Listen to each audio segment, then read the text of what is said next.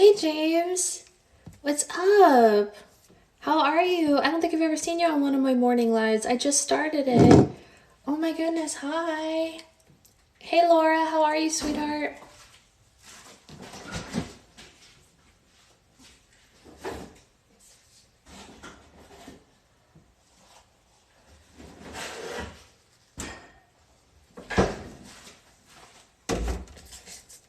Hey, how are you doing, Justina. I know I've gotten that right before and I didn't get it right just now, but it was not on purpose, I promise. Hey Shelly, how was your interview yesterday? Did everything go well? Oh no. Oh no. Oh no, no, no, no, no, no, no. Don't tell me these things. Nope, it's not true. Phew. That was a scary moment where I thought I was out of coffee pods that weren't decaf for my sister. I got two more. I better freaking buy more coffee pods. Wow, wow, wow, wow. That was a scary moment. Holy moly. Woo! Someone drinks too much coffee and it is me. I mean, I have all of the decaf ones, I have all the half decaf ones, and then I have a couple of shot ones, but I thought, and then I have like my special ones that I don't want to use right now because they're limited edition. I could have had one of those if it really came down to it. Like, it wouldn't have been the end of the world. Need to order again, order more at a time. I know, I need to order more time. You don't like coffee? That's okay. Everybody's different. You could drink something else in the morning. I was thinking I might, so I have to go up to Los Angeles for a concert on Friday, and there's an espresso store on the way. So I was thinking I might just go in person on Friday if I leave a little early. Thank you. Oh, I just thought about something. Okay. Yeah, but yeah, I think that I will maybe just go to the Nespresso store in person on Friday. I don't know. Actually, they don't charge me shipping. They don't charge me shipping because I order so much coffee that they don't charge me shipping. So it's not necessarily a savings on a shipping cost, but I can also bring the recycling pods in person. Hi, Tiffany. To recycle and I don't know, whatever. We'll think about it. I have enough definitely to get me through Friday. And then, hey Liz, how are you? So yeah, no, I'm not gonna say any weird things. Thank you so much. Morning, Kelly. Haven't seen you in a while. I'm going to the John Mayer concert on Friday with my friend Autumn, who's the same person I went to Taylor Swift with, which is ironic, I know. And also another friend of ours named Darcy, who is coming down from Oregon to go with us. I know, I'm obsessed with John Mayer. Oh, half of my heart has a grip on the situation. Half of my heart on you. Liz, I know, but to be fair, I have been a John Mayer fan longer than Taylor Swift has been in the industry. Comfortable is one of my favorite songs of all time, so is Victoria. His voice, his playing, his songwriting, his lyrics. There's a reason that he and Taylor got together, and it's because they're both genius, and I will not be made to choose between them. They had a breakup. Lots of people do. It is what it is. I can go to both. I can enjoy both. The fact that I'm going to both one after another in the same season, it's kind of weird. I understand. But I'm doing it, and no one's going to stop me because I love them both. So yeah, that's what's happening. And for John, I only have to drive to LA. I don't have to fly anywhere. Inside Blood Ounces. It is a masterpiece. I think all of his albums are a masterpiece. Let me tell you, I'm a fan. I've been a fan since I was very young. I remember the impetus of the moment that I became a fan. Autumn and I have this very visceral memory of the first time we were like, oh yeah, this guy. So good.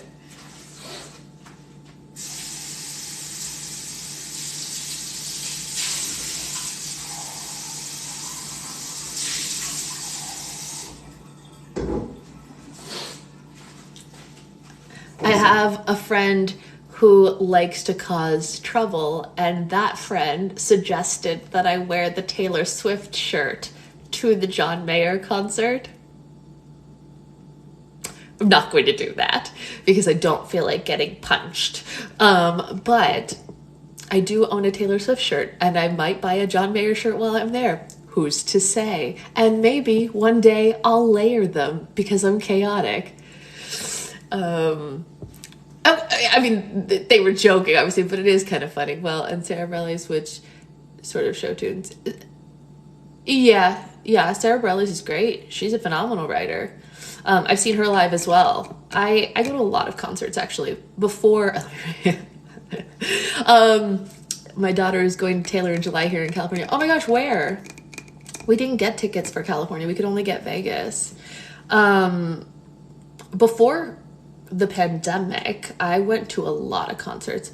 We need to have a conversation about 22/Paper Doll. I don't know what that is. What's 22/Paper Doll? Oh, the songs 22 and the song Paper Doll by two separate artists. Wow, I thought you were saying one. I thought this was like a show. I was like, oh, what's 22/Paper Doll? Like, that sounds like an interesting play. You're talking about Taylor's song 22 and John's song Paper Doll. Okay. Whoo! That took a minute. My brain didn't get there. But which would be the top layer? It depends on the day. It depends on how I'm feeling. It depends on how sassy I'm feeling, Becca. If I'm feeling in a John mood, John's going to be on top. If I'm feeling in a Taylor mood, Taylor's going to be on top. Concerts are my favorite. I'd rather go to a concert than on vacation most of the time. That's fair. Sasha, the concert's in Santa Clara, I believe. That's really close to where Autumn lives, actually. But the connection, John Mayer has like been a long time since 22 and Taylor did I'm Feeling 22. Yeah, I mean, they had a thing. We all know it. I would love to go to a Pentatonix concert. That would be so fun. It's 12 a.m. in Australia. Oh my goodness. Paper Doll is literally so many specific references. They all do. I mean, she wrote a song called Dear John. That was not, she wasn't trying to hide it. You know what I mean? Like, she was like, hey, bruh, you did this. And he was like, yeah, I guess so.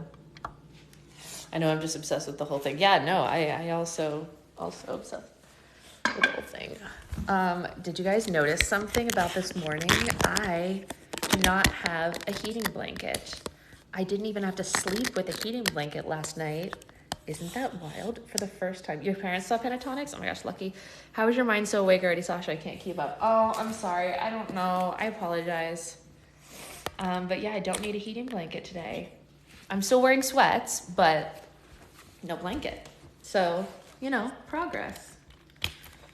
Progress. We shoulda, coulda, supposed to be about him. Yeah, oh, I mean, there's so many songs that are about him. Your hair is great today, by the way. Thank you. I literally slept on it and then woke up. But I do sleep with my hair in a silk wrap, so that helps. Ah, coffee, you guys. Is there anything greater?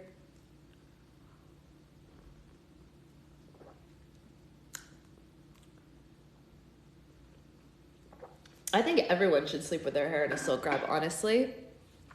It's so much better for your hair. My hair is finally starting to recover from when I had surgery, when it all fell out and was thin and awful.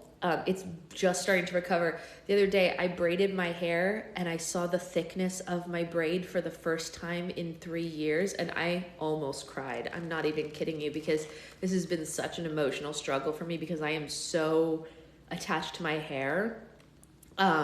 Seeing my braids start to fill out again was a really, really big moment. Because when your hormones change, your hair falls out. And it did. Big time. Big time. But it's starting to grow back finally. So there we go. I saw, but my brain said, whoa! It is really good. I'm very excited for it to start growing back even more. Hopefully it gets back to the way it used to be. My hair was, you guys wouldn't even recognize me with the amount of hair that I used to have. It was down to here, naturally. Huge amount of hair. Literally, all the way down to here, curly. And then, I've tried everything, Shelly. There's nothing that can do anything with it except for time, unfortunately, because it's just balancing everything. But yeah, it's coming back slowly but surely. We'll see what happens with it. And no, it has nothing to do with hair dye. There's a lot of people that are like, your hair is the way it is because you dye your hair. No, it's not that way because my hair was a rainbow when it was long and wonderful already. I've been dyeing my hair color since I was 13. If it was going to fall out, it would have fallen out way earlier. It has nothing to do with the hair dye. So everyone can take that elsewhere. It has everything to do with PCOS. The doctor told me it would happen. It just is what it is. There's nothing you can do. You know what I mean? It's just part of life. And I'm sure age has something to do with it too. I'm not as young as I used to be, but in 2019, my hair was quite, hey, what's up, Al? Everybody say congratulations to my friend Elizabeth because, well, we should call her Ellie because we have so many Elizabeths here, because she is recently engaged. She just got engaged, like, I want to say like 10 days ago. That's probably not an exact number, but like just slightly over a week ago, I think is what I want to say. Is that correct? Just slightly over a week ago? Am I remembering the numbers correctly? Tell me how off I am on your engagement day. Oof, that sounds awful. It happened with the Rona as well. Oh, yeah. Terrible. Close enough. It's been 2 weeks. Okay, I was pretty close. I was pretty close. I didn't realize it had been 2 full weeks. It hasn't felt that long. I'm not gonna lie, it didn't feel that long. Her fiance proposed to her in a Pokeball. How cute is that? So sweet. Save the dates, day God. I already filled out my information. But time is a construct. Just be glad I remembered that it happened. I remember that it happened. I remember the details. Everybody looked beautiful and it was very cute. Yeah, if anyone wants to see when this is over,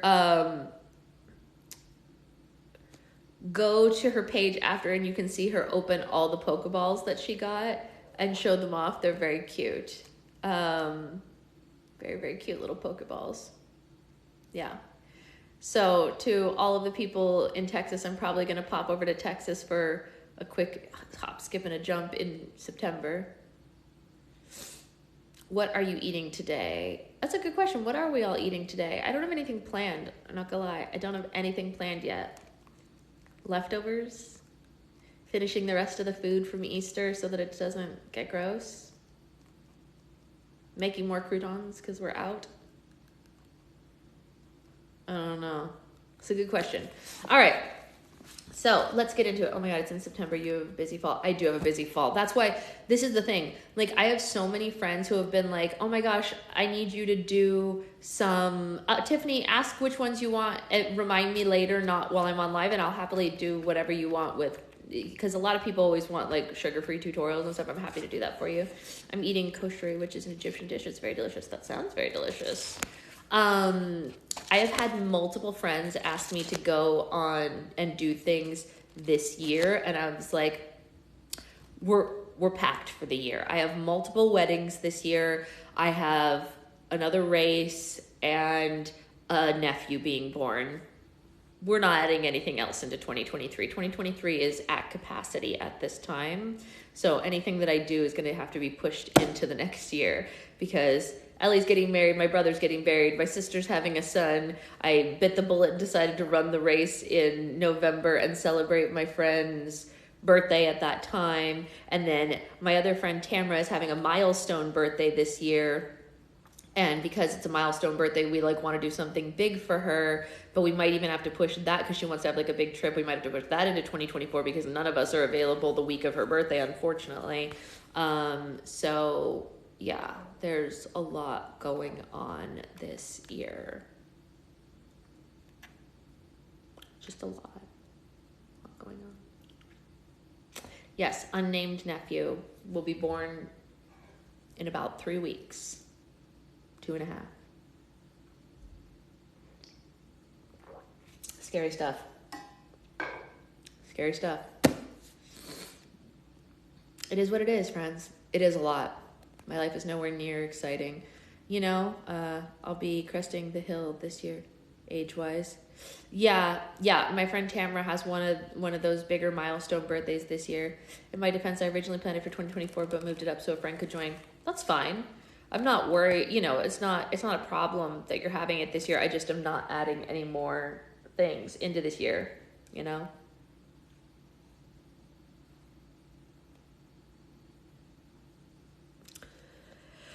All right, so let's get to reading, since that's what we are here for. We are reading The Land of Stories. Everything is up on the video app that is before today, including yesterday's. I just put that up right before I came on, so everything is literally up. Hey, your epic auntie, how are you? So we'll go ahead and get started, and we are on chapter 11 on this beautiful non-blanket needing morning. What a joy to behold. Okay, chapter 11, the Troll and Goblin Territory. Alex and Connor were lost. We're not lost. I just don't know exactly where we are, Alex told her brother. So in other words, we're lost, Connor said. All right, Connor, we're lost, Alex said and hit him with the map. They left the Red Riding Hood Kingdom in such a hurry that they thought they might have taken the wrong path. Alex kept looking down at the map, trying to see where they had made a wrong turn, and kept turning and walking into bushes and trees. We could be in the Fairy Kingdom, or perhaps we're back in the Charming Kingdom, she said. But the Eastern Kingdom, the Red Riding Hood Kingdom, is close to so many borders, we actually could be in the Sleeping Kingdom for all I know. How is anyone supposed to find their way around this place? It's all just a bunch of trees, dirt roads with the occasional castle, Connor said angrily. We're never going to get home. It's just a slight setback. We'll be back on track before you know it, Alex said. And exactly what track are we on? Connor asked. I hate to bring this to your attention, but we've only collected 3 of the 8 wishing spell items, and we have no idea what 2 of them are. And to be frank, we're not even sure if the wishing spell will work if we do collect everything. Don't be so negative, Connor, Alex said. Alex, I'm just being realistic, Connor said. We still have so many places to go and so much more ground to cover, and after seeing that weird jungle woman in Red Riding Hood's castle take a chunk of the basket, we may not be the only ones going after this wishing spell thing. What if we don't succeed? Have you ever thought about what if we do get stuck here? She hadn't thought about it, and she didn't want to. She was afraid of thinking about it that made it much more possible. Alex inspected the map further, tracing it with her index finger. All right, I think I figured out what we did wrong, Alex said. We? You've been hogging the map since you got it, Connor said. All right, I think I figured out what I did wrong, Alex said, her cheeks reddening. The path we should have taken is on the other side of the forest next to us. We'll walk through the forest and get on the correct path, and then we'll be on our way to the Fairy Kingdom. Great, Connor said. They walked off the path and into the forest beside them. After walking for a while, they noticed that the forest was still and eerily quiet. Too quiet, especially for Connor. He had a bad feeling in the pit of his stomach since they'd entered the forest. The trees grew taller here, and whenever the twins looked up, there were no birds or bugs or anything to be seen gliding from tree to tree. The whole forest of trees seemed lifeless. Hey, Alex? Connor asked. Yes, Connor? Alex said. Have you noticed we haven't seen any animals or birds in a while? He said. No, I haven't. I've been a little preoccupied, she said, still looking down at the map. I'm just saying, I don't you think that it's kind of strange that we're like, ah! Without warning, the twins were jerked up suddenly and suspended in the air. They were dangling above the ground in some sort of rope net. They'd walked right into a trap. What is going on? Alex yelled. What is this? It's some kind of trap, Connor said. Help! Alex screamed. Somebody help us! Unfortunately for them, their cries were heard by the wrong people. 2 figures ran through the forest straight towards them. One was tall and lean, and the other was short and round. Acorn, we got something, said the low, growly voice of the smaller. It's about time, said the high-pitched, raspy voice of the taller one. They came close, and the twins could make out the frightening faces of a goblin and a troll standing before them. The goblin was gangly and thin, with big yellow eyes and pea-green skin. The troll was fat and frumpy, with a huge nose and horns. Both had big, pointy ears that stuck out of the sides of their heads. Let us go, Connor demanded. You can't do this, Alex yelled. The goblin and the troll paid no attention to what Alex and Connor were saying. They stared at the twins like insects in a jar. Oh, look how young they are, Bobblewort, the goblin said. Plenty of time to serve, the troll said. What do you mean, serve? Connor said. You better not hurt us.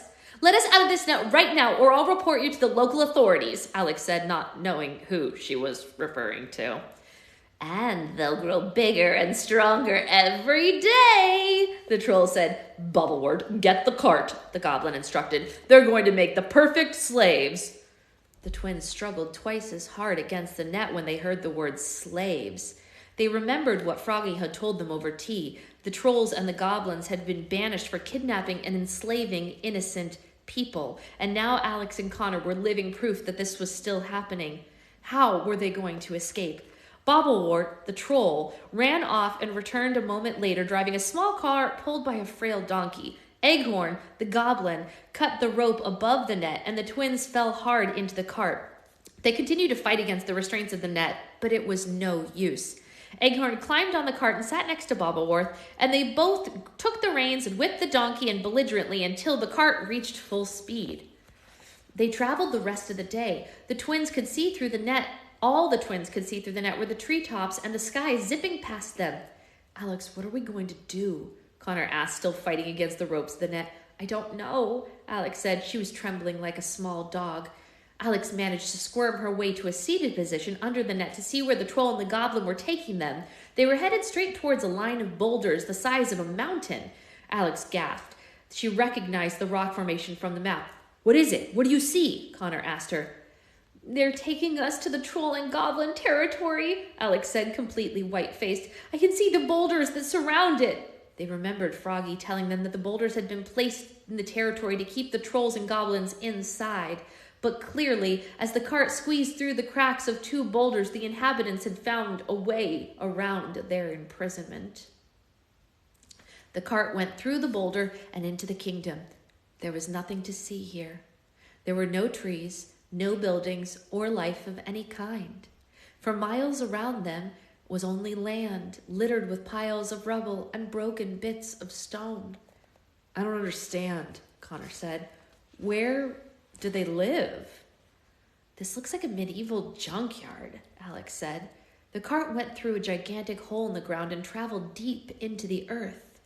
It was pitch black, and the twins could barely see their hands in front of their faces. The smell of mildew and decay was horrible.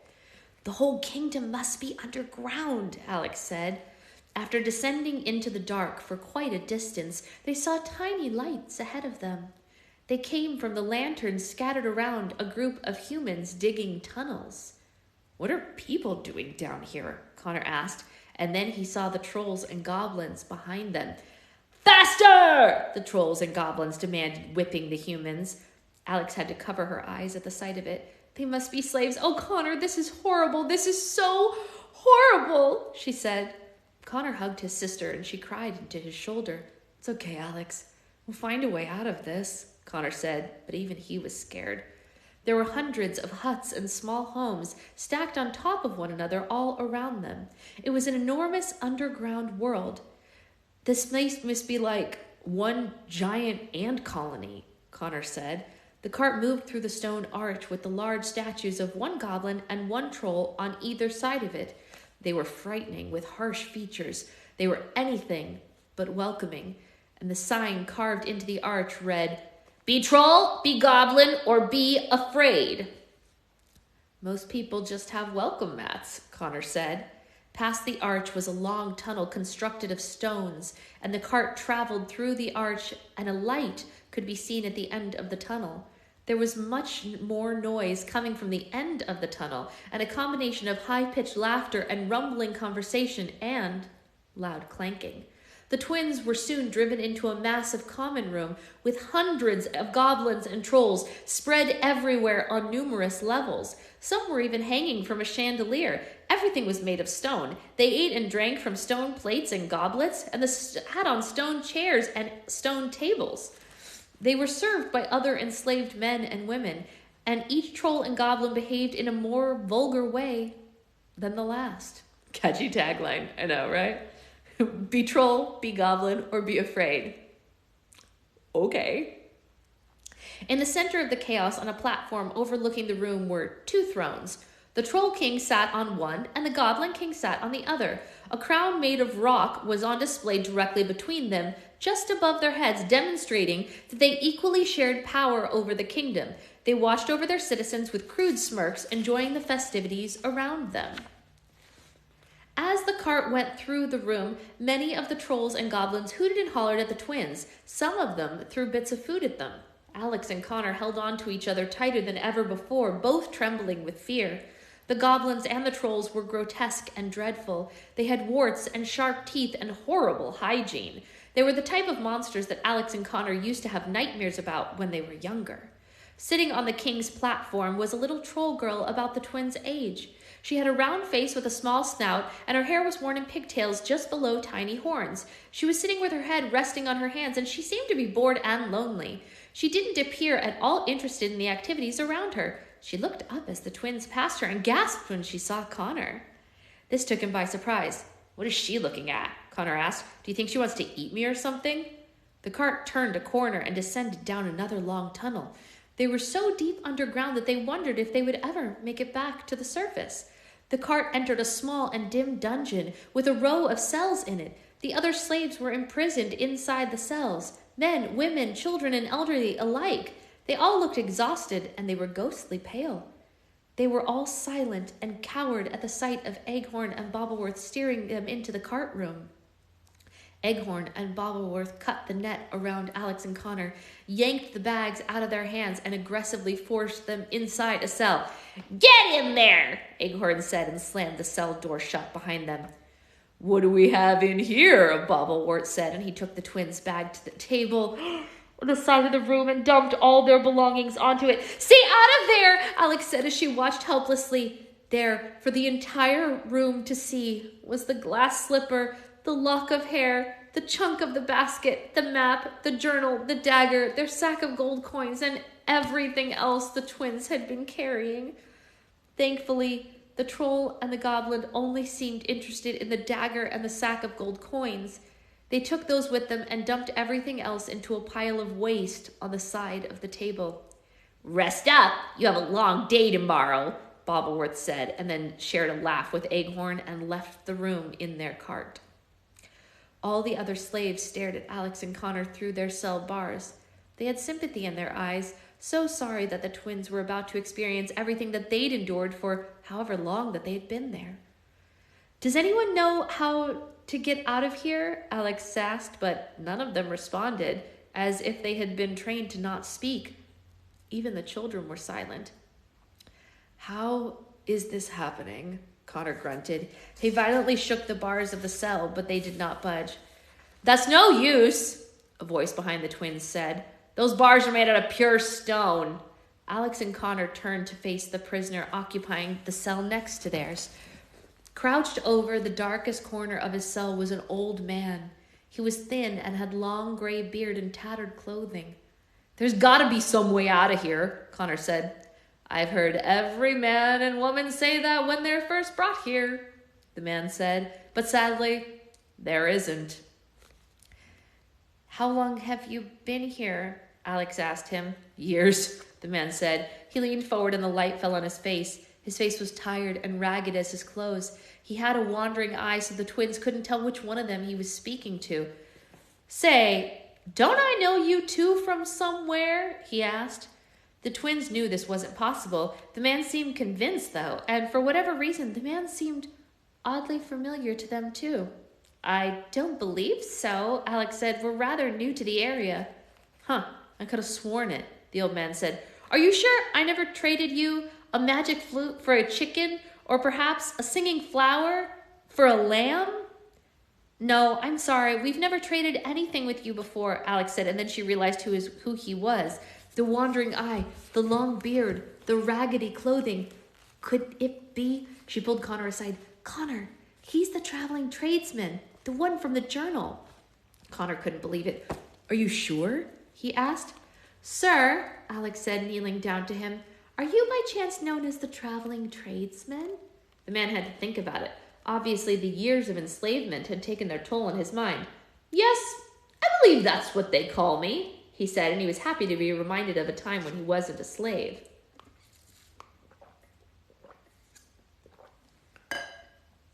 The twins were so pleased to hear this. Ask him if he knows what happened to the man who wrote the journal, Connor whispered into Alex's ear, and she nodded.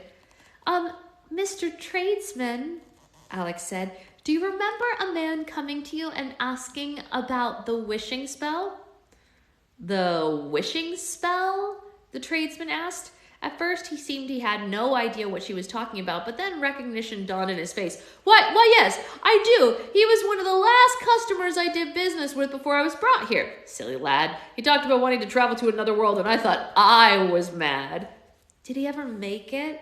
Alex asked. Did he find all the items for the wishing spell? I don't know, the tradesman said, and the twins slumped. I never saw him again, so it's possible. He looked up at them curiously. Why do you ask? The twins looked at each other. They didn't know what to tell him. Don't tell me you two are chasing after the wishing spell too, he asked. They looked at each other guiltily. Connor leaned down next to Alex and began asking his own questions.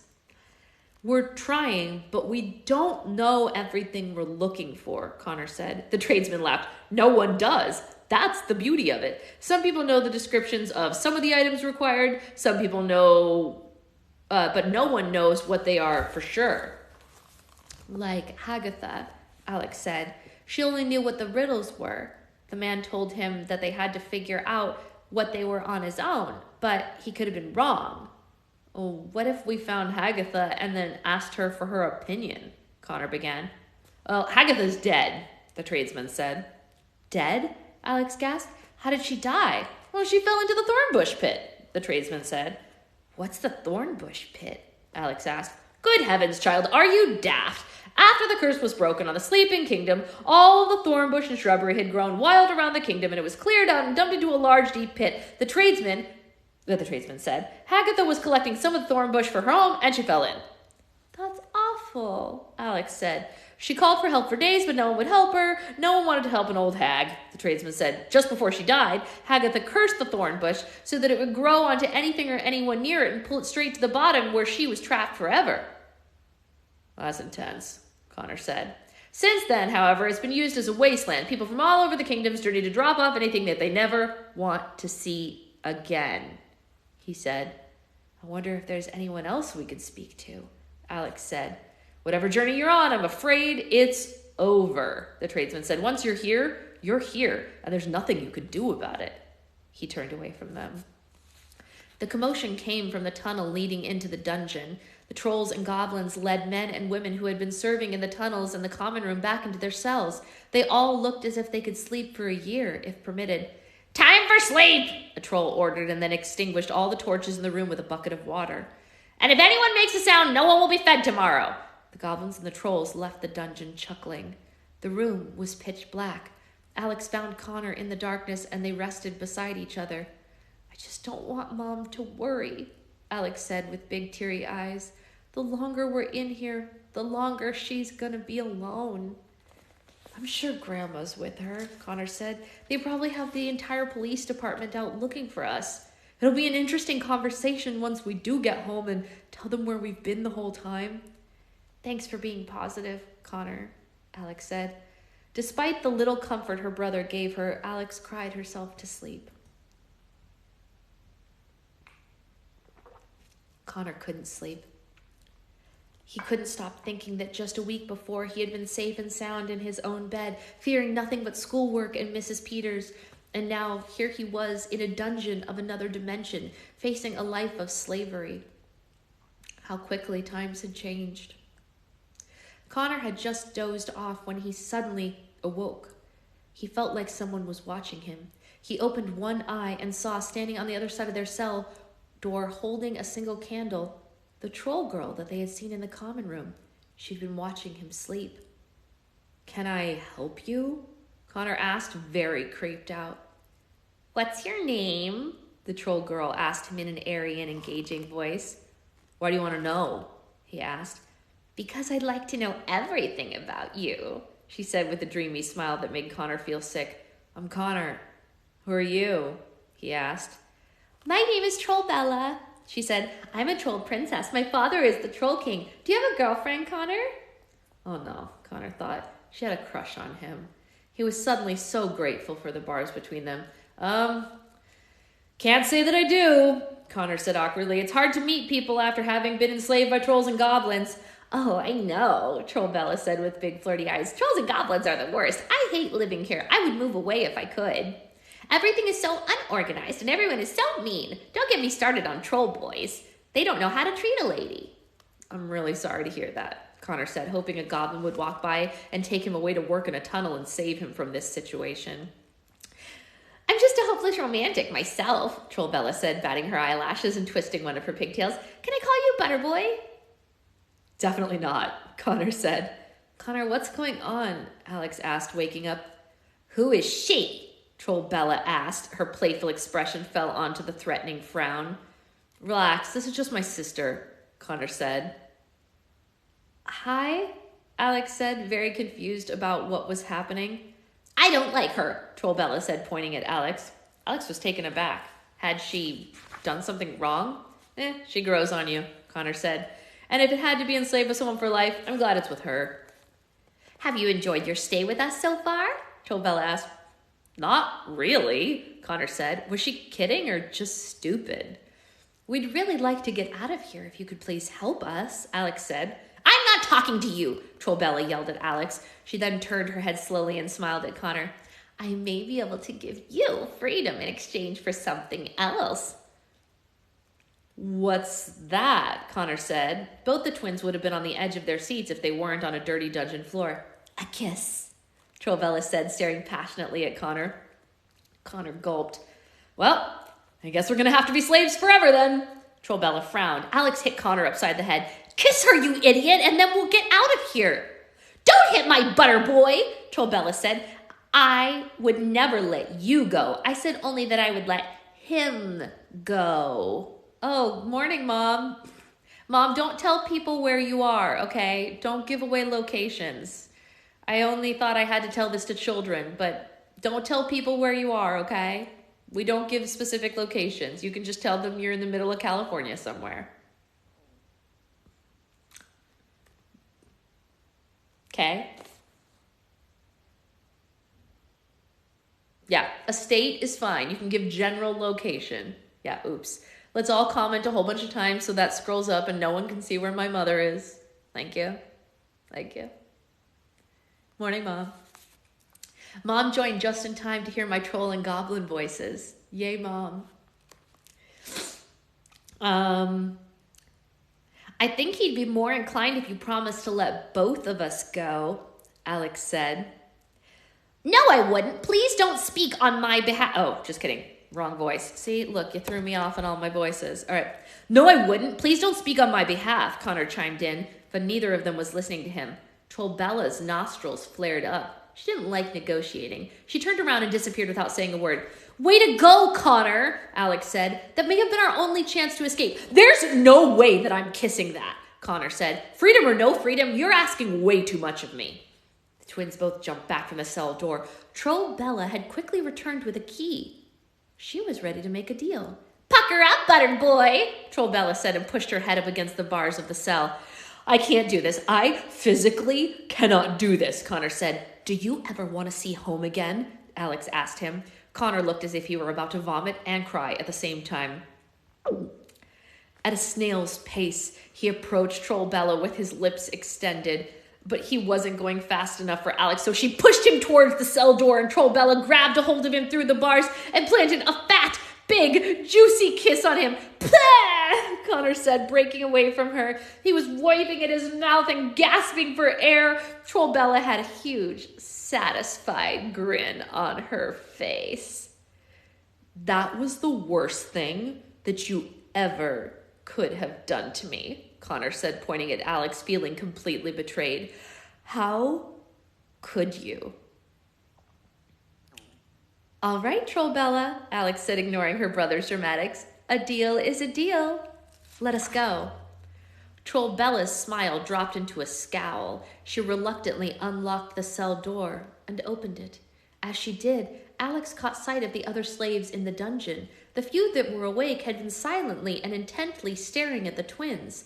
They had never seen anyone be freed before. They hadn't thought that it was possible. "You're free to go," Trollbella said. The twins briskly walked out of the cell, but as Alex passed Trollbella, she swiftly grabbed the key and pushed the troll princess into the cell, slamming the door behind her. "Let me out of here right now!" Trollbella screamed. "This wasn't part of the deal." "I can't leave without the others," Alex said, and she ran around unlocking all the doors on the cells. "Everyone wake up, we're getting out of here, come on!" She ran over to the pile of waste on the side of the room and retrieved all of their things. "Guards!" Trollbella howled. "Guards, the slaves are escaping!" "Trollbella," Connor said, "please be quiet. Would you do that? Please, for your butter boy?" Trollbella blushed. "All right, butter boy. For you, I'll be quiet." The slaves all stirred to life. It took them a moment to understand what Alex was saying. They had dreamed about this day for so long. Many eagerly jumped up and left their cells, but others hesitated, including the traveling tradesman. "Come on," Alex said. "What are you waiting for? Are you too mad?" "They'll skin us alive if we try to escape," the tradesman said. This was worrisome for the others, especially the children. "Would you rather die in your cell or die trying to get back the life that they stole from you?" Alex said. Alex's words must have inspired them, because they all gathered around her. Even the tradesman was willing to take a chance on freedom. He nodded as Alex joined the group. "Does anyone know the best way out of here?" Alex asked. "We need to get to the tunnels," a man said. "Yes, the tunnels," a woman agreed. "How do we get there?" Connor asked. "We go up to the common room past the stone arch. The Trones and the goblins have built tunnels leading to every kingdom. That's how they get around," the tradesman said. "That needs to be a prank for your butter boy." Alex is the type that would open the cages at an adoption center to free the animals. See, I wouldn't free the animals because I know that animals in cages generally can't survive out in the wild, but I would adopt them all. That I would do. I am Alex in my heart with Connor's wit out of my mouth. That is who I am as like a part of them. Like I say stuff the way Connor says it, but I am Alex in my soul. No question. "All right, let's go," Alex said. Oh, wait, hold on. Sorry, I missed something. "That's how they get around," the tradesman said. "Do we need to worry about anyone catching us?" Connor asked. "They're all asleep by now," Trollbella said with a sigh from her cell. "Even the guards. That's why no one came when I called." "All right, let's go," Alex said. "Everyone be quiet as possible and help the older and the younger ones in the group." Everyone nodded, and Alex led the way out of the dungeon, praying it would be the last time any of them ever saw this room again. "Until we meet again, butter boy," Trollbella said and blew Connor a kiss. "Whatever," Connor said, and then followed the others out of the dungeon. Trollbella smiled from horn to horn. This had been the most exciting day of her entire life. The group of escapees traveled up the tunnel to the common room, snuck past the line of goblin guards. Just as Trollbella had said, they were asleep while standing guard. They finally reached the common room and covered their mouths in horror at what they saw. All the trolls and goblins that Alex and Connor had seen carousing around were spread across the floor, passed out. How are they supposed to get to the other side of the room without stepping on them? I think I'm more of a Connor snarky person who doesn't try to be a jerk but can be. Yeah, maybe. "Hey, good morning, Shira." Some were snoring, others were twitching in their sleep. Even the Troll King and the Goblin King were sleeping in their thrones. You could barely see any floor between the unconscious monsters spread out across the room. "Quickly and quietly," Alex whispered to the group. "We can do this. Just be as careful as possible." They began tiptoeing around the sleeping creatures. Carefully, they put their feet between the monsters and spread out limbs, between the broken plates and goblets across the dirt floor, and between the knocked over chairs and tables. Every time a troll or goblin made a tiny noise or move, everyone froze. Their hearts stopped for a moment. If any of the monsters were to wake up and see their slaves walking through the room towards the exit, it would be a disaster. They were almost at the stone tunnel, and Alex stepped into the middle of the room and made sure that everyone had passed safely and no one was left behind. Eventually, everyone had made it except her brother, who remained very still at the back of the room. He was staring at the Troll King and the Goblin King with wide eyes and an open mouth. "Connor, what are you doing?" Alex asked in her loudest whisper. Look, he mouthed, and only a little whisper was coming out. Look at the crown. It's the crown. Alex looked up at the crown above the Troll King and the Goblin King's heads. What about it? Alex whispered. It's the crown for the wishing spell, Connor said. A stony crown that's made to share, found deep within a savage lair. Alex could feel her heart beating in her throat. Connor was right. It fit the description perfectly. What are you two doing? We are waiting for you, the tradesman said from the stone tunnel. Alex and Connor looked at each other. They knew they couldn't leave without the crown. Go ahead without us, Alex said. Suit yourselves, the tradesman said, and then left with the others down the stone tunnel. I'm gonna go get it, Connor whispered to Alex. Be careful, Alex said. Connor slowly moved through the room. He accidentally kicked a goblet and it made a loud ding, causing a few of the trolls and goblins to twitch in their sleep. Sorry, Connor mouthed to Alex. He climbed up onto the throne platform. The crown was pretty high up, and he would have to climb onto the thrones to get it. He climbed onto the armrest of the Troll King's throne. His left leg was so close to the face of the king that Connor could feel the king's warm breath through his jeans. Connor swung his right leg onto the armrest of the Goblin King's throne and reached up for the crown. It was still too high. He would have to jump for it. Alex had to cover her eyes. Her hands were trembling. Connor jumped up and tried to grab the crown, but it was just a few inches too short. He jumped again. The tips of his fingers touched it this time. He jumped once more, this time the highest jump yet, and he grabbed it. Unfortunately, on his way down, he missed the armrest and landed right in the lap of the Goblin King. Ah! The Goblin King screamed. Alex took her hands from her face just in time to see her terrified brother sprawled across the Goblin King's lap with the crown held tightly in his hands. Connor jumped up and ran as fast as he could, grabbing onto his sister's arm on their way towards the exit. After them! The Goblin King ordered. Someone grab them! The entire room of trolls and goblins began waking up at the Goblin King's yells.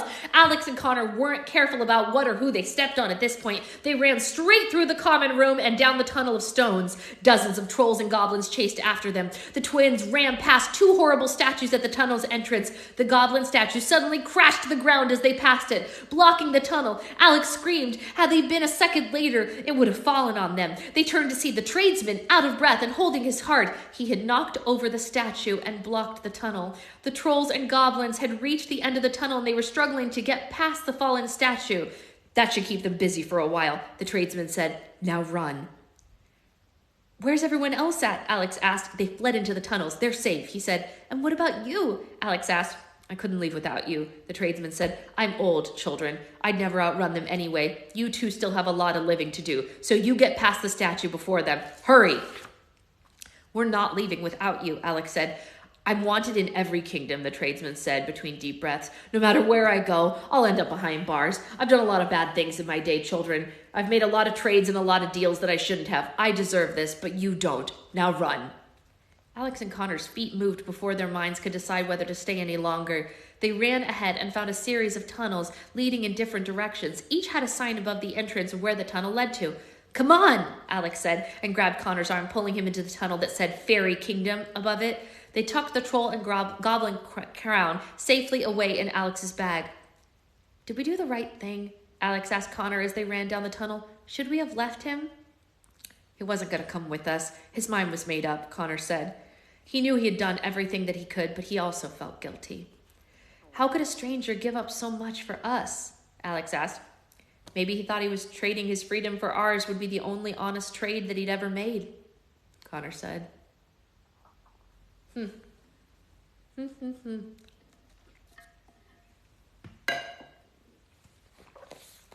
Very interesting.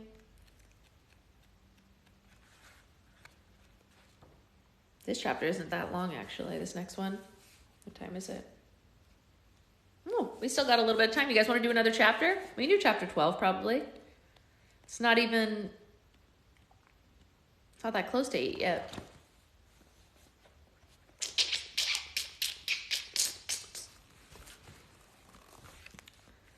Is my mom still here? Mom, are you still here?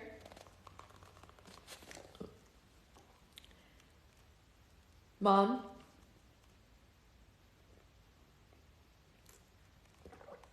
If people didn't know that my mother was actually in the room, it might feel really weird that I was saying mom randomly at a live. Thanks for the new follow. It's very sweet of you. Doesn't look like she's here. Okay, I was going to ask my mom if these voices lived up to the ones she used to have me do when I was a kid. I don't think she is, yeah. Mom ditched me. She's not interested in this.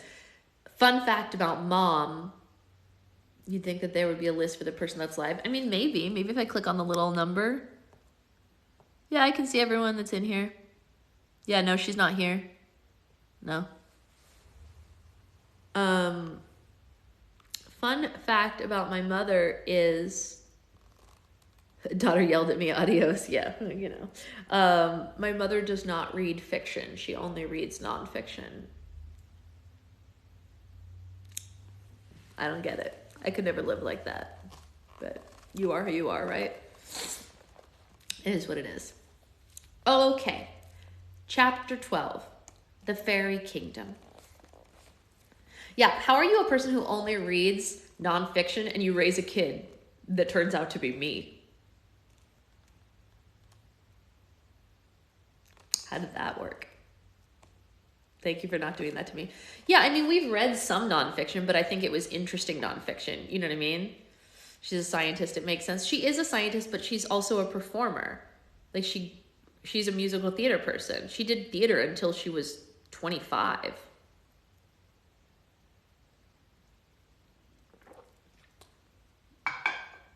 So, I don't know. It's a conundrum. Considering you have your master's in fairy tales, I know.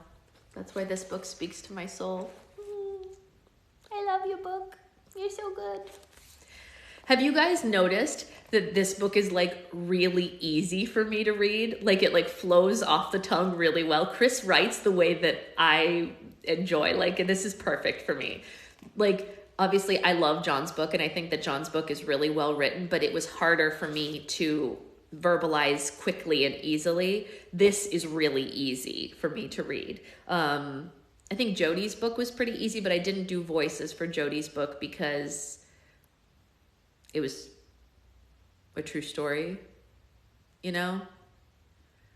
And I think I did like a little bit of voices for My Name is Memory, but it's not the same, right? It was just like male, female voices. There weren't any like characters. Well, we're reading the whole series, so some of these characters are probably going to stick with us. So you're going to hear Alex and Connor's voice for a real long time. Yeah, these are way more fun voices. I know. That's the thing. Like, I can definitely feel the voices are a pleasure. They are fun, but also I just think, like, the way that it's written lends itself to my soul. In a weird way. It's like, thank you, Chris, for writing right to my soul. I appreciate you. Anyway, we're going to read about the Fairy Kingdom now. The troll was an accident, but we'll see if he comes back. I don't know. He might be dead, stuck in that thing forever. They might dig their way out. I don't know. Anyway, the Fairy Kingdom. Alex and Connor emerged from underground between a tree and a big rock. They were covered in dirt and cobwebs, and they were breathing hard and sweating profusely. It had been so stuffy in the tunnel. "We made it," Alex said. "We're at the surface." "I never thought I'd be so happy to see the sun and the sky," Connor said. It was sometime around noon, and the twins had found themselves in a pleasant grassy field next to a perfectly groomed path. "Is that the path that we should have taken after the Red Riding Hood Kingdom?" Connor asked. "Yep," Alex said, looking down at the map. "But think about all the fun that we would have missed out on." They shared a laugh. The twins brushed themselves off and headed down the path. They felt very safe in this place. All the trees and fields were perfectly manicured and inviting.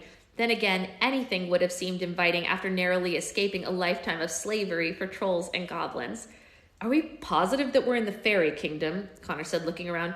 "I'd say it's very possible," Alex said, but she wasn't sure, looking down at the map. "How do you figure?" Connor asked her. "Well, that's an indication," Alex said and pointed. Grazing around a perfect little stream ahead of them, to their amazement, was a herd of unicorns.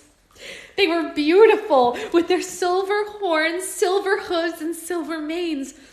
Connor's forehead wrinkled and his mouth dropped open. "Oh, geez," he said. That's the most obnoxious thing I've ever seen in my life. I want to pet one, Alex said and ran towards them. Alex, be careful, Connor said. They could have rabies. Unicorns don't have rabies, Connor, Alex said. You don't know where those horns have been, Connor called out. Alex walked up to the herd, slowing her pace so that she wouldn't spook them. They were so majestic and graceful, she just had to stop and admire them for a moment. One saw her and walked towards her. Any sane person would have been scared by a wild animal approaching them, but Alex wasn't. For whatever reason, she knew the unicorn wasn't going to harm her. It lowered its head, and she petted its face. Connor walked up and stood just behind her. All the other unicorns surrounded them. Alex, Connor said, this is making me incredibly nervous. The unicorns formed a perfect circle around the twins and bowed to them.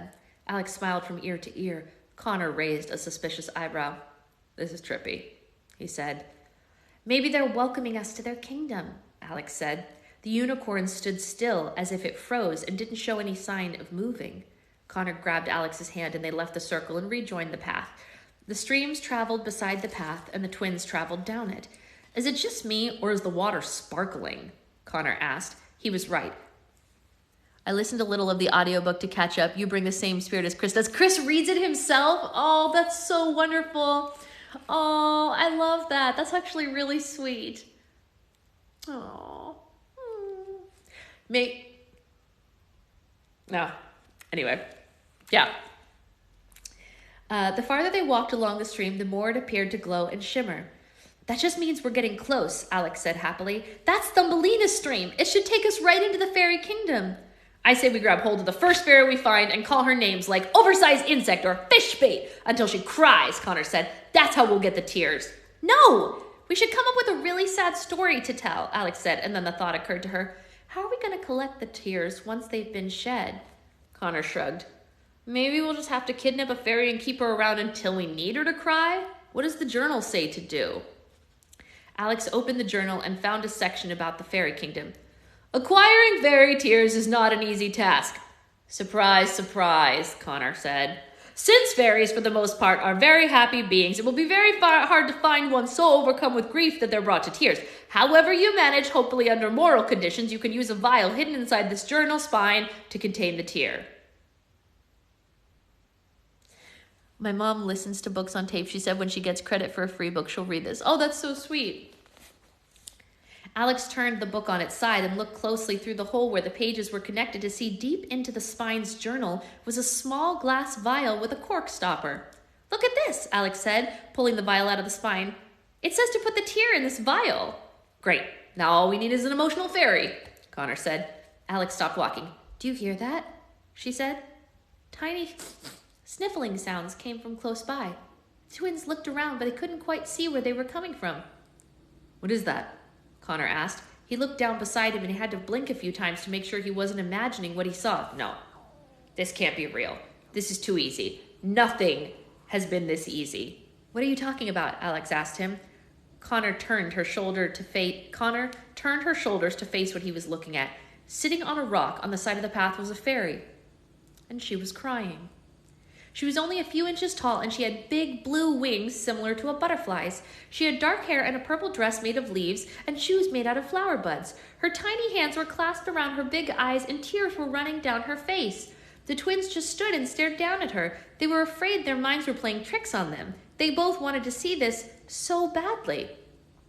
What are you looking at? The fairy said to the twins in a tiny, high-pitched voice. We're sorry, Alex said. Well, why are you crying? Connor jerked his head towards his sister, and she knew what he was thinking. Who cares? Get a tear. That's none of your business, the fairy said and sobbed some more. Forgive me, Alex said. I can tell you're upset about something, and I wouldn't be myself if I didn't ask if there's anything that I could do to help you. That's sweet of you. Thank you, the fairy said, changing her attitude. I'm just having a very rough day. That's all. Connor kept trying to grab the vial from his sister's hand, but she wouldn't let him take it. What's your name? Alex asked the fairy. Trix, the fairy said. Hello, Trix. My name is Alex, and this is my brother Connor, Alex said. Would you like to talk about what's troubling you? Connor was shocked. She was actually more interested in helping the fairy than getting one of her tears. My trial is in a few minutes and I'm scared, Trix said. Your trial? Connor asked. Did you kill somebody? Of course not, Trix said. I used magic on another fairy and now the fairy council may ban me from the fairy kingdom. Oh, I'm so sorry to hear that, Alex said.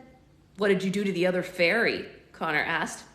I turned his wings into prune leaves, the fairy said and cried some more. It was only for a moment. I turned them back, but he was provoking me. He kept teasing me about my size. They're going to ban you from the entire kingdom for turning someone's wings for a couple of seconds? Connor asked. They've been very strict ever since the enchantress put a curse on Sleeping Beauty, Trix said. The fairy council believes that every fairy is representative of their order and should act as such. Those are really high expectations, Alex said. I can't leave the fairy kingdom, Trix cried. It would be so lonely, and I hate being alone. I don't have any friends to begin with.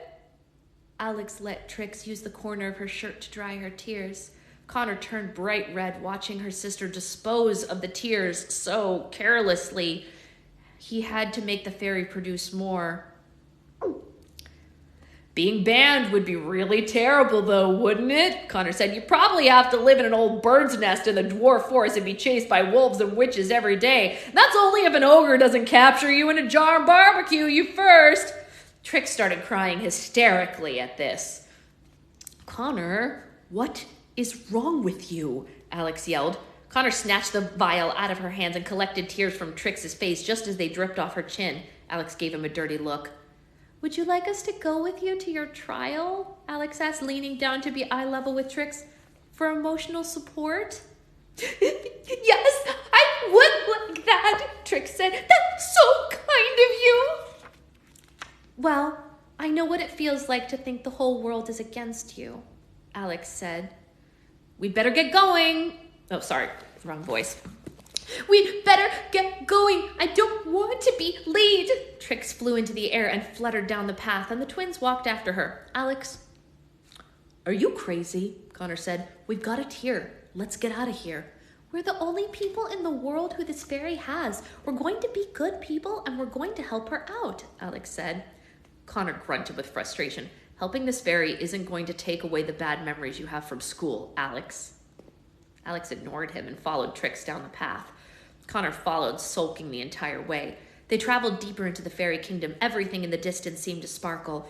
They thought it was a mirage at first, but as they got closer, they saw that the trees, the grass, and the path all shined and shimmered in the sunlight. What's up with all the glitter? Connor asked. I don't think it's glitter. I think it's magic, Alex said. They reached the heart of the kingdom, and they were completely bewildered by what they saw. It was like they were standing in a gigantic tropical garden with large, colorful flowers of all shapes and species. There were weeping willows over small ponds and vines that grew across the large ground and up the trees. There were beautiful bridges over many streams and ponds. There were fairies everywhere. Many flew around in the air and just hovered above the ground. Some walked on the smaller paths adjacent to the one the twins were on. They were all different shapes and sizes and colors. Some were taller than Alex and Connor, some were smaller than Trix, and some didn't even seem to be solid, but rather made of pure light. This is the land of stories, the wishing spell. There were just as many male fairies as there were female fairies, and some of the fairies wore gowns and others wore clothes made entirely of plant material. Some wore nothing at all. Many had miniature homes in the branches of the trees or in mushrooms on the ground, and there were fairies who lived underwater with colorful fish.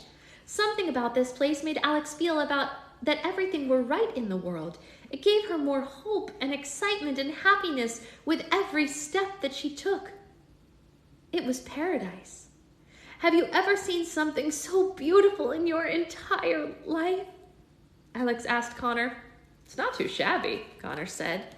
The fairy council operates in the fairy palace. It's just up ahead, Trix said, and gestured the twins to follow her over a pond. They, of course, took a bridge. They walked towards the palace made entirely of golden arches and pillars. It was completely open. There were no more than 2 walls to line each room, and all the windows were tall with no glass. When you lived in a beautiful place such as this, why would you want to keep out the environment? Trix took the twins to the center of the palace and into the room with a long room with many seats facing the front. This would be the perfect place for a wedding, Alex said. At the front of the room were 7 fairies, Alex and Connor's size. They looked like a living rainbow. Each was dressed in a specific color and stood behind the podium on a positioned arch. That's the fairy council, Trix said. That's Rosette, the red fairy, Tangerina, the orange fairy, Xanthos, the yellow fairy, Emeralda, the green fairy, she's mostly in charge, Skylina, the blue fairy, Violetta, the purple fairy, and Coral, the pink fairy. Rosetta was short and plump and had very rosy cheeks. Tangerina was stylish and wore her long orange hair in a large beehive with actual bees flowing around it. Xanthus was male. He wore a shiny suit and parts of him were ablaze. Emeralda was tall and beautiful. She was black and wore a long emerald dress that matched her eyes and jewelry. Skylina was very pale and had hair the color of the sky and flowing robes color of the sea. Violetta was the oldest and she had grayish purple hair. Coral was the youngest and no more than a few years older than the twins in appearance. She wore a simple pink dress and a pair of pink wings on her back. There were 2 empty seats on either sides of the podium. Who sits there? Alex asked Trix. The fairy godmother sits on the left and Mother Goose sits on the right, Trix said. They complete the fairy council, though they're rarely here. They're always traveling the kingdom helping people. Is that you, Trix? Emeralda asked. Yes, I'm here, Trix peeped nervously and flew to the front of the podium. You're late. Please come forward, Emeralda said. She was gracious but authoritative.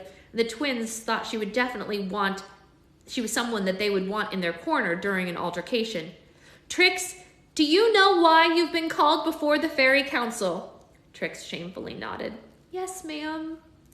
Being a fairy requires a strong sense of responsibility, Tangerina said. Responsibility that you haven't shown. Trix nodded some more, her eyes swelling with tears. I know, she squeaked. Unfortunately, we cannot let your actions go unpunished, Violetta said. We need to make an example of you to reinforce the #1 rule of being a fairy, Rosetta said. To never, under any circumstance, use your magic harmfully against another person, place, or thing, Xanthos said. Unfortunately, there's only one thing for us to do, Skylene said. We have to banish you from the fairy kingdom, Coral said. Trix covered her eyes and wept harder than she had all day. I understand, she said through sobs. Whoa, whoa, whoa, Connor yelled from the back. Hold on, are you kidding me? He walked to the front of the room and stood next to the spot where Trix was hovering. Connor, Alex said and tried to grab him, but she was too late. Are you seriously going to ban her for making one little mistake? Connor asked the council with his hands on his hips. There was a whispering and a murmuring among them. They were appalled that someone would so openly question their judgment. Please don't try to help me, Trix whispered to Connor. Young man, who do you think you are? Xanthos said. Well, I'm just a kid, but I can even tell you that what you're ruling is ridiculous, Connor said. They all gasped, except for Emeralda, who kept her calm, imposing demeanor. Alex slapped an open palm to her forehead. How dare you? Tangerina said, and the bees swirling around her hair grew mad and flew faster around her head. You're out of line, Violetta said. How disrespectful, Coral said. How rude, Skylene said. Emeralda was the only member of the assembly to remain silent. She studied Connor with her emerald eyes. Silence! She ordered and raised a hand. All her fellow assembly fairies went quiet. Let the boy speak. I want to hear what he has to say. Go ahead, young man. Connor wasn't sure if this was a trick or not, but he didn't hold back.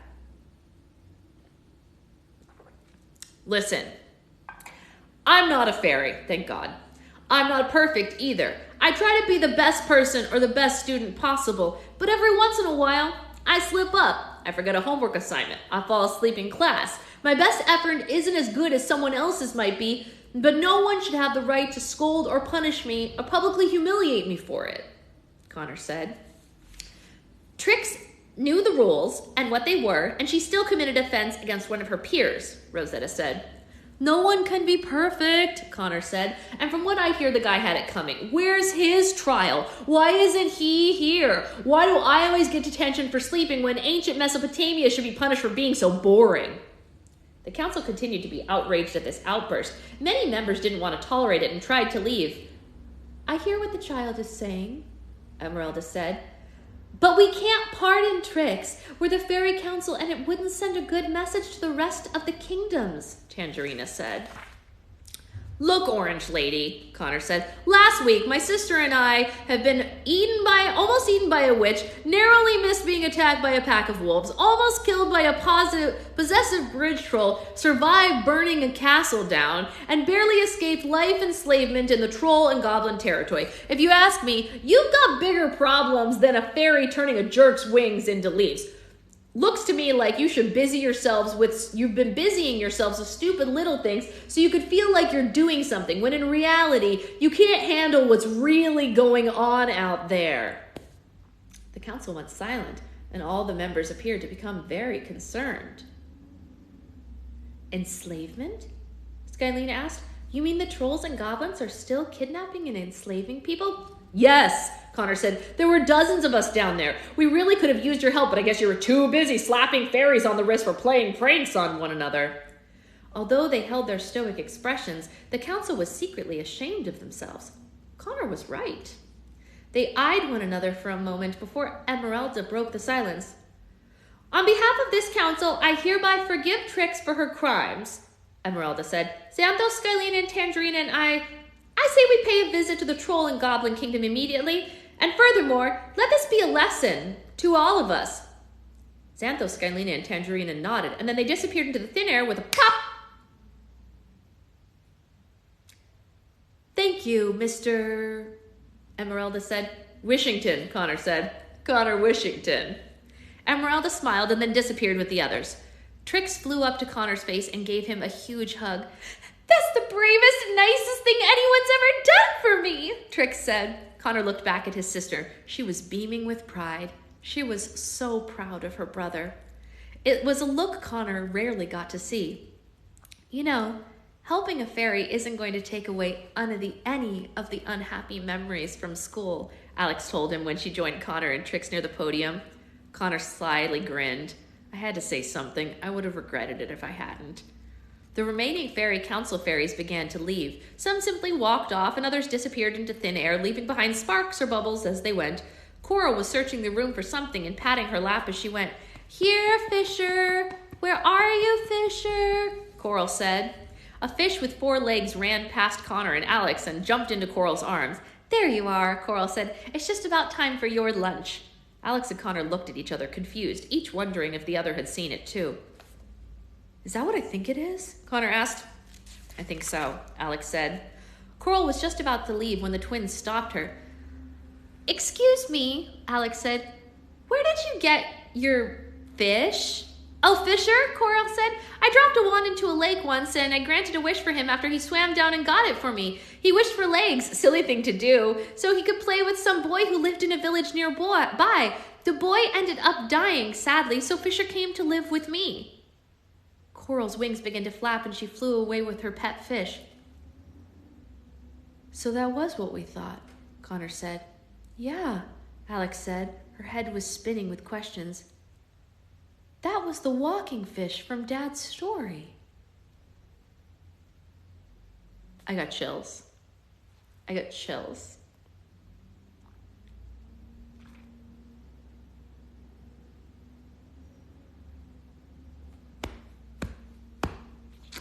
Woo! I'm not gonna cry. It's gonna be okay. I'm not gonna cry. This book is so good, y'all. Like, I can't take how good this book is. I'm freaking out. This is such a good book.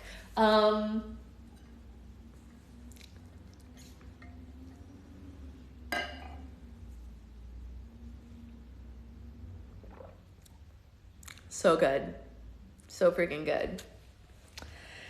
Okay, well, it's 8:07, so we're good for today. I'll see you all later. We have more slime to make later. I'm gonna go live later too. So basically my 13-year-old's reading it too. See, isn't that really fun that we can like,